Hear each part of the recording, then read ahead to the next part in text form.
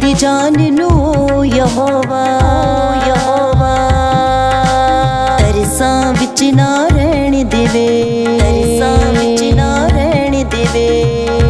तरस दी जान नू ओ यहोवा तरसां विच ना रहण देवे। हर जान दे दुख नू जान लवे, जान दे दुख नू जान लवे। हर अख चो हंजू पूंज देवे,